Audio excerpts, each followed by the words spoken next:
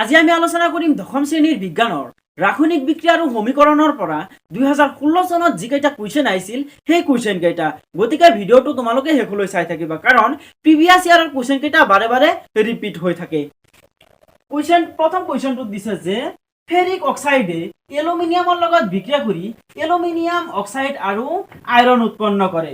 ওপৰৰ বিক্ৰিয়াটো হল option A দিছে এটা সংযোজন বিক্ৰিয়াৰ উদাহৰণ, বি নম্বৰত দিছে এটা বিয়োজন বিক্ৰিয়াৰ উদাহৰণ, সি নম্বৰত দিছে এটা অপহৰণ বিক্ৰিয়াৰ উদাহৰণ আৰু ডি নম্বৰত দিছে এটা দ্বি অপহৰণ বিক্ৰিয়াৰ উদাহৰণ। এই বিক্ৰিয়াটো তলৰ কোনটো উদাহৰণ হ'ব সেইটো আমাক ক'বলৈ দিছে। তোমালোকে মন কৰা ইয়াত কি কৰিছে যে এলুমিনিয়ামে আইৰণক অক্সিজেনৰ আগৰ পৰা গুচাই দি নিজে বহিছে আৰু আইৰণক বেলেগকৈ ৰাখিছে। ইয়াৰ পৰা আমি কি বুজিব পাৰিলো যে এলুমিনিয়ামটো হল আইৰণতকৈ বেছি সক্ৰিয়। আমি এটা সমীকৰণ পাইছিলো যে বেছি সক্ৰিয় ধাতুৱে কি কৰে, কম সক্ৰিয় ধাতুক তাৰ ঠাইৰ পৰা প্ৰতিস্থাপন কৰে, অৰ্থাৎ অপহৰণ কৰে। তেনেবোৰ বিক্ৰিয়াক আমি কি বুলি কওঁ যে অপহৰণ বিক্ৰিয়া। প্ৰথমটো দিছে সংযোজন বিক্ৰিয়া। সংযোজন বিক্ৰিয়া মানে কি আমি সকলোৱে জানো, যিবোৰ বিক্ৰিয়াত কি হয় দুটা বা তাতোধিক বিক্ৰিয়ক পদাৰ্থ লগ হৈ মাত্ৰ এটা বিক্ৰিয়াজাত পদাৰ্থ উৎপন্ন হয়, তাক কোৱা হয় সংযোজন বিক্ৰিয়া। ইয়াত চোৱা দুটা বিক্ৰিয়ক পদাৰ্থ লগ হৈছে, কিন্তু ইয়াতো দুটা বিক্ৰিয়াজাত পদাৰ্থ উৎপন্ন হৈছে, গতিকে এইটো হ'ব নোৱাৰে। তাৰ পিছত দিছে বিয়োজন বিক্ৰিয়া। বিয়োজন বিক্ৰিয়া মানে কি, যিবোৰ বিক্ৰিয়াত এটা বিক্ৰিয়কৰ পৰা দুই বা তাতোধিক বিক্ৰিয়াজাত পদাৰ্থৰ উৎপন্ন হয়। ইয়াত কেইটা বিক্ৰিয়ক পদাৰ্থ আছে, দুটা, উৎপন্ন হৈছে দুটা, এইটোও হ'ব নোৱাৰে। সি নম্বৰত দিছে কি এটা অপহৰণ বিক্ৰিয়া। চোৱা কি কৰিছে, এলুমিনিয়ামে কি কৰিছে, আইৰণক অপহৰণ কৰিছে, তাৰ পৰা খেদাই দিছে আৰু কি কৰিছে এলুমিনিয়ামে আইৰণৰ ঠাইত বহিছে। গতিকে আমি ক'ব পাৰো ই এটা কি অপহৰণ বিক্ৰিয়াৰ উদাহৰণ। এইটো হ'ব আমাৰ কি শুদ্ধ উত্তৰ। ইয়াৰ পিছৰ কুৱেশ্যনটোত দিছে যে চীনা মাটিৰে তৈয়াৰী থালত 1 গ্ৰাম কপাৰ পাউডাৰ লৈ গৰম কৰা হল। এ নম্বৰত দিছে যে কপাৰ পাউডাৰ খিনিৰ বৰণ কেনে হ'ব, আৰু বি নম্বৰত দিছে যে ওপৰৰ পৰ্যবেক্ষণৰ পৰা এটা সন্তুলিত সমীকৰণ লিখা। ইয়াত কি কৈছে চোৱা যে চীনা মাটিৰে তৈয়াৰী এখন থালত 1 গ্ৰাম কপাৰ পাউডাৰ, এখন থালত কি ল'ব দিছে 1 গ্ৰাম কপাৰ পাউডাৰ ল'ব দিছে আৰু তাক কি কৰিব দিছে, গৰম কৰিব দিছে। গৰম কৰাৰ পিছত এই নম্বৰত কুৱেশ্যনটোত দিছে যে কপাৰ পাউডাৰ খিনিৰ বৰণ কেনেকুৱা হ'ব। আমি সকলোৱে কি জানো যে কপাৰৰ বৰণ মুগা হৈছে। কপাৰৰ বৰণটো কি হয়, মুগা হয়। যেতিয়া ইয়াক আমি গৰম কৰিম বা পুৰিম তেতিয়া কপাৰৰ বৰণ কেনেকুৱা হ'ব, কলা বৰণৰ হ'ব। গতিকে আমি ক'ব পাৰো যে কলা বৰণৰ হ'ব হৈছে। এতিয়া কিয় হ'ব কলা বৰণৰ, কাৰণ কি চোৱা কপাৰে কাৰ লগত বিক্ৰিয়া কৰিব, অক্সিজেনৰ লগত বিক্ৰিয়া কৰি কপাৰ অক্সাইড উৎপন্ন কৰিব। এই কপাৰ অক্সাইডৰ বৰণটো কেনেকুৱা হ'ব, যে কলা হ'ব। সেইকাৰণে ইয়াত আমি কি লিখিব পাৰিম যে পাউডাৰ খিনিৰ বৰণ কি হ'ব, কলা বৰণৰ হ'ব হৈছে। তাৰপিছত বি নম্বৰত দিছে যে ওপৰৰ পৰ্যবেক্ষণৰ পৰা এটা সন্তুলিত সমীকৰণ লিখা। আমি যে কলা বৰণৰ পাউডাৰ খিনি পালো, ইয়াৰ পৰা আমি এখন সমীকৰণ পাম। ৰাসায়নিক বিক্ৰিয়া হলে তাতো সমীকৰণ থাকিবই লাগিব।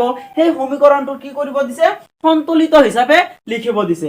কি হৈছিল, প্ৰথমতে কপাৰ পাউডাৰ খিনি কি কৰিব দিছে, গৰম কৰিব দিছে।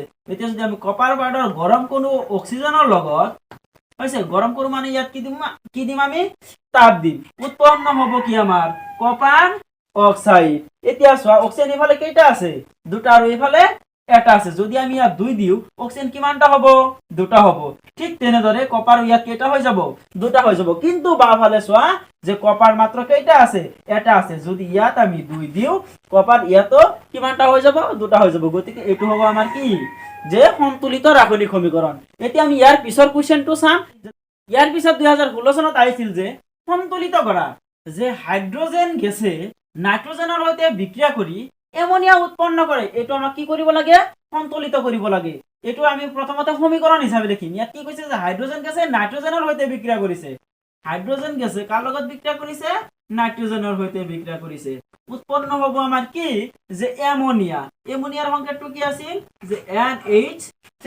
এইটো আমাৰ কি কৰিব লাগে, সন্তুলিত কৰিব লাগে। প্ৰথমতে চোৱা তোমালোকে বাওঁফালে চোৱা, বাওঁফালে হাইড্ৰজেন কিমানটা আছে, দুটা, আৰু সোঁফালে কেইটা আছে, 3টা। ডিফাৰেন্স হৈ গ'ল। নাইট্ৰজেন ঠিক তেনেদৰে ইয়াত কেইটা আছে, দুটা, আৰু এইফালে কেইটা আছে, এটা। যদি মই ইয়াত 2 দিও তেনেহলে নাইট্ৰজেন কেইটা হ'ব, দুটা, কিন্তু লগে লগে হাইড্ৰজেন কেইটা হৈ যাব, 6টা হৈ যাব।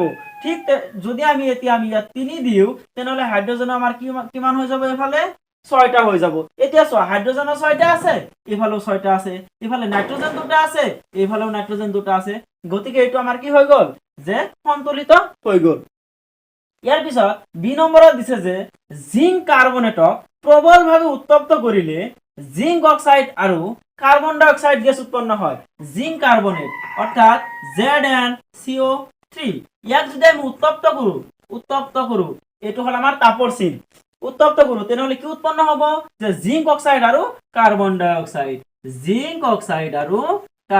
অক্সাইড এতিয়া চোৱা এটা আমাৰ সমীকৰণ হৈ গল এটো আমি সন্তুলিত কৰিব লাগে জিংক ইফালে কেইটা আছে এটা আছে সোফালেও এটা আছে কাৰ্বন বাওফালে কেইটা আছে এটা আছে সোফালেও এটা আছে ঠিক তেনেদৰে অক্সিজেন বাওফালে কিমানটা আছে তিনিটা আৰু সোফালেও কেইটা আছে তিনিটা গতিকে এইটো আমাৰ সন্তুলিত কৰাই আছে আমাৰ নিজে সন্তুলিত কৰাই আছে গতিকে সন্তুলিত কৰিব নালাগে এতিয়া আমি ইয়াৰ পিছৰ কোৱেশ্চনটো চাম ইয়াৰ পিছৰ কোৱেশ্চনটোত কৈছে যে তাপগ্ৰাহী আৰু তাপবৰ্জী বিক্ৰিয়া বুলিলে কি বুজা উদাহৰণ দিয়া এতিয়া চোৱা তোমালোকে ইয়াত কি কৈছে যে তাপগ্ৰাহী অৰ্থাৎ যিবোৰ বিক্ৰিয়াত কি হয় তাপ গ্ৰহণ হয় বা শোষণ হয় সেইবোৰ বিক্ৰিয়াক আমি কি বুলি কম যে তাপগ্ৰাহী বিক্ৰিয়া বুলি কম আৰু ইয়াত কি দিছে তাপবৰ্জী অৰ্থাৎ তাপ কি হৈছে বৰ্জন হৈছে অৰ্থাৎ যিবোৰ বিক্ৰিয়াত কি হয় তাপৰ বৰ্জন হয় বা তাপৰ উৎপন্ন হয় তাক আমি কি বুলি কম যে তাপবৰ্জী বিক্ৰিয়া গতিকে আমি এতিয়া এনসাৰটো লিখো যে তাপগ্ৰাহী বিক্ৰিয়া যিবোৰ বিক্ৰিয়াত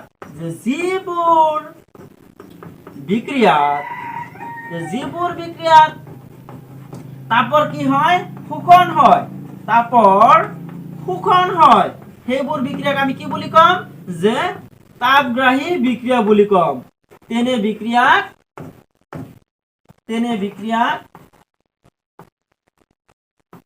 তাপগ্ৰাহী বিক্ৰিয়া বোলে